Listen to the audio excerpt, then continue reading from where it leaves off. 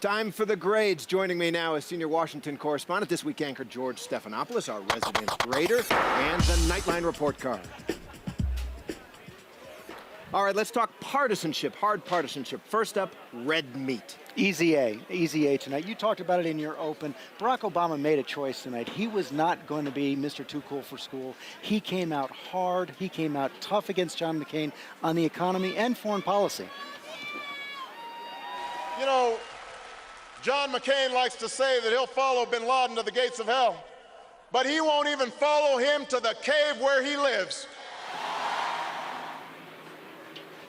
You know, he threw a lot of punches tonight, jabs, solid uppercuts, but the Republicans are going to say that was below the belt and that this was too tough. They already are saying that. I've talked to several Republican officials tonight. They say it came off as nasty. They did those dial groups, those focus groups where people rate what they're seeing. They said those were very, very flat. But I think what Barack Obama did here tonight was answer the commander-in-chief question. Are you ready to lead? Can you be tough enough to lead? He answered it in his demeanor by going on the attack. Certainly projected that. Next subject, heartstrings. B. There were some beautiful moments tonight. Make no mistake about it. In the film by Davis Guggenheim, at the very end, when those two little girls, Sasha and Malia, came out in their pink dresses, I mean, that was amazing. Up here. I love this. But it wasn't the point of tonight. That's the only reason they get the B. It's not what tonight was about. All right, so B on the emotional core.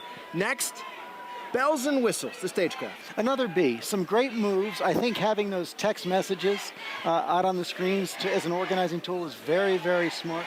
What I wonder about is all those fireworks at the end, what we're seeing right there, when everybody exploded, was it a little bit over the top, especially after a hot speech?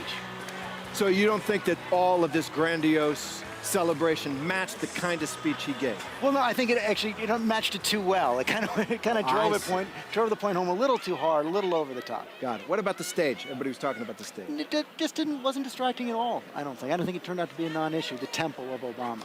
All right, the central question, filling in the blanks. Who is Barack Obama?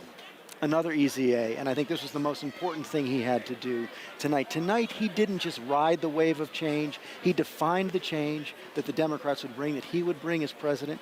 He laid out a litany of what he would do as president, much like a State of the Union address. And again, going back to that central point of is he ready, by being so tough, so aggressive, showing that steel core, and a little righteous anger that he said in that film he learned from his mom, I think he really helped himself tonight. And as he pointed out, he went after the social issues.